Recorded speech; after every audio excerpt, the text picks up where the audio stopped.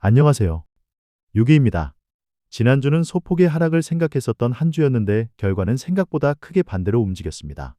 그럼 11월 24일 이번 주 외환시장 빠르게 살펴보겠습니다.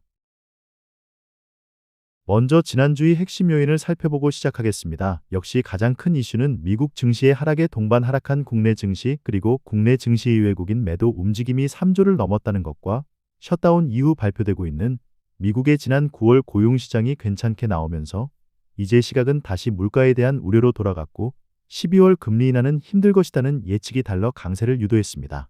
일본은 확장적 재정정책에 기댄 엔화의 약세 움직임이 158엔까지 터치했고 이에 구두 개입이 들어오면서 156엔대까지 조정을 받았고 결국 원화도 지속적인 약세 움직임을 보이다 금요일 밤 소폭의 조정 국면을 보이며 마감했습니다.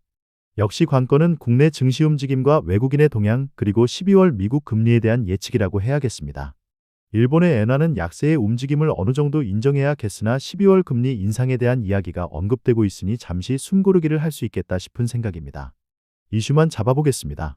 증시에서는 미국 엔비디아의 실적 호조에 대해서 그만큼의 배당이 이어지지 않고 계속 투자로 이어지고만 있는 점이 어느 정도 시장 참여자들은 지친 모습을 보이고 있다는 점이 미국 기술주에 대한 의구심으로 이어지는 것 같고 이로 인한 미국 증시 하락이 국내 증시의 동반 하락을 야기하는 것 같습니다.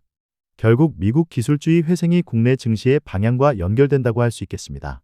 또 하나는 미국 금리인데 고용이 안정되면 굳이 금리 내릴 필요 없다.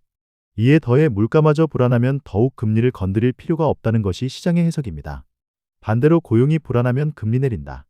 그리고 물가가 안정적으로 발표된다면 고용시장을 위해 금리를 내릴 수 있다는 것입니다.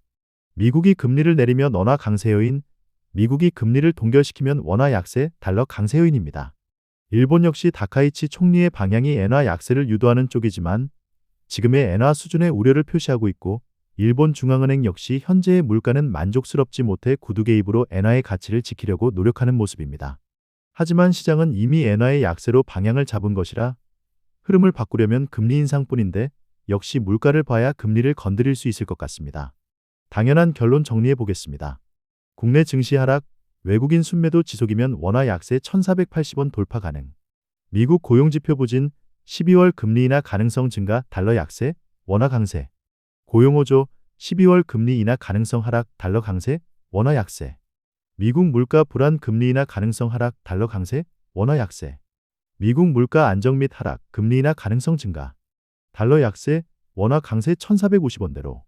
일본의 물가 안정 12월 금리 인상 가능성 증가, 엔화 강세 150엔대 초반으로 일본의 물가 불안 금리 인상 가능성 하락, 엔화 약세 160엔대로 원화 동반 상승.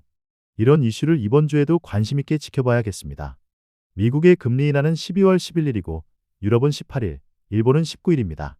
우리나라는 이번 주 목요일인 27일이 올해 마지막 금리 결정인데 당연히 금리 동결을 생각하고 있기에 따로 언급하지는 않겠습니다.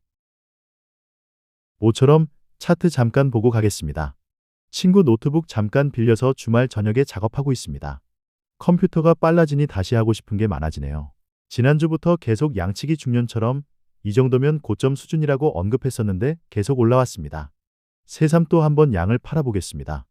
달러원 60분과 일봉 차트입니다. 디버전스가 발생한 모습입니다. 가격이 상승하는 힘을 지표의 상대 강도가 따라오지 못하는 모습입니다. 결국 이번 주부터 하락 전환할 것이라는 예측을 해봅니다. 이번 주 주요 경제 일정입니다. 이번 주는 25일 화요일 밤, 지난 셧다운으로 발표되지 않았던 9월부터의 데이터들이 발표됩니다. 9월 생산자 물가지수, 소매 판매, 제조업 지수 등 지난 데이터들이 발표됩니다. 그리고 26일 주간 신규 실업수당 청구 건수가 발표되고 뉴질랜드 중앙은행의 금리 결정이 있는데 0.25% 인하할 것으로 예측하고 있습니다. 그리고 밤에 미국의 지난 9월 개인 소비 지출 발표가 있습니다. 27일은 우리나라 금리 결정이 있습니다. 동결을 예상하고 있습니다. 그리고 미국은 추수감사절로 휴장입니다. 28일 일본의 실업률 발표가 있습니다. 참고로 26일 있을 영국의 예산안 결정이 영국 파운드의 가격과 유로화에 큰 영향을 줄 것이라는 예상이 있는데 현재로는 미국 시장에 대한 관심이 더 큰 것 같습니다. 이상으로 11월 24일 6위의 외환시장 이야기 마치겠습니다. 미국의 금리 인하 가능성 그리고 일본의 금리 인상 가능성, 미국의 기술주 회복 가능성, 국내 증시의 외국인 동향이 이번 주도 관건이겠습니다. 주초는 따뜻하지만 주후반으로 갈수록 추워진다니 감기 조심하시기 바랍니다. 전형적인 사만사온의 기온을 보이는 건가요? 벌써 12월입니다. 다음 주부터는 송년회가 약속되어 있습니다. 12월은 12월인가 봅니다. 그럼 마지막 한 장의 달력을 남겨놓은 2025년 12월 1일 다시 인사드리겠습니다. 감사합니다.